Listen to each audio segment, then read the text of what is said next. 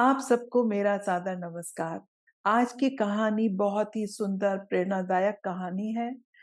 इस कहानी में हमें बहुत सारी सीखें मिलती हैं। पहले कहानी को सुनते हैं और उसके बाद में आप भी मुझे बताइए कि आपने इस कहानी से क्या सीखा। एक साधु को एक नाविक एक पार से दूसरे पार ले जाता था। ये काम हर रोज होता था और बदले में वो नाविक उस साधु से कोई पैसा नहीं लेता था। नाविक जो था बहुत ही सरल स्वभाव का था, पढ़ा लिखा तो नहीं था पर उसमें समझ की कमी नहीं थी। साधु रास्ते में उसको ज्ञान की बातें समझाते थे, कभी भगवान की बातें बताते थे कि भगवान सब जगह है और कभी-कभी कुछ श्लोक श्री भगवत गीता के सुनाते और उनका अर्थ समझाते थे। नाविक उनकी बात को बड़े ध्यान से सुनता था और अपने हृदय में बैठा लेता था। एक दिन साधु जब नाव से उतरे तो वो उस नाविक को अपनी कुटिया में ले गए और बोले, बेटा, मैं पहले बड़ा व्यापारी था, मैंने बहुत धन कमाया, पर जब विपत्ति आई तो मैं अपने परिवार को उस विपत्ति से नहीं बचा पाया। अब ये धन मेरे किसी काम का नहीं है, तुम ये सब धन ले लो, तुम्हारा जीवन संवर जाएगा और तुम्हारे परिवार का भी भला हो जाएगा। लेकिन दोस्तों, मालूम है नाविक ने क्या बोला? नाविक ने बोला, नहीं बाबा, मुझे ये मुफ्त का धन नहीं चाहिए, क्योंकि ये मुफ्त का धन आते ही घर के सभी लोग आलसी हो जाएंगे, सबका लोभ लालच बढ़ जाएगा और अंततः पाप बढ़ जाएगा। बाबा, आपने ही तो मुझे ईश्वर के बारे में बताया है। मुझे तो आजकल हर जगह भगवान दिखाई देते हैं, यहाँ तक कि इन नदी की लहरों में भी मुझे वो नजर आता है।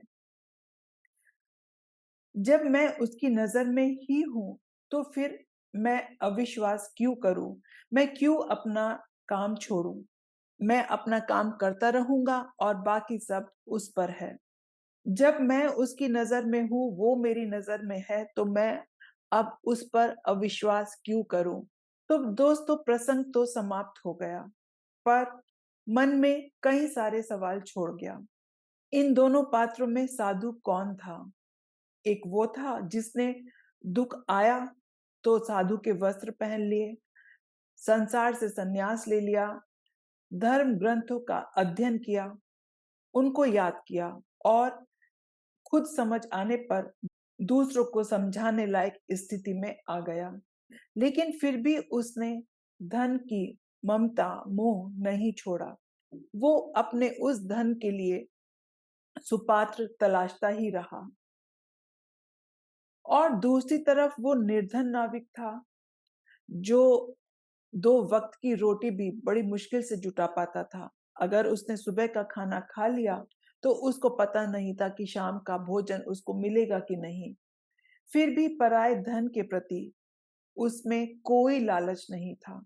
संसार में लिप्त रहकर भी उसको निर्लिप्त रहना आ गया।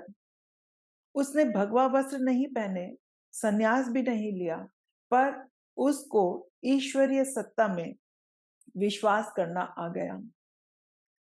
उसने श्रीमद् भगवत गीता के श्लोक को न केवल समझा, बल्कि अपने व्यवहारिक जीवन में कैसे उतारना है वो भी सीख गया। और उसने पल भर में वो सारा धन ठुकरा दिया। उसको धन का कोई मोह नहीं रह गया था। तो दोस्तों, एक एस्पेक्ट तो इस कहानी का ये था। आप कमेंट करके मुझे बताइए कि और आपकी दृष्टि में इस कहानी से हम क्या-क्या सीख सकते हैं? कमेंट बॉक्स में लिखकर बताइए। आप सबका धन्यवाद। गुरुवर कहते हैं, जो प्राप्त है वो पर्याप्त है। आप सब सदैव खुश रहिए। आप सबको मेरा सादर नमस्कार।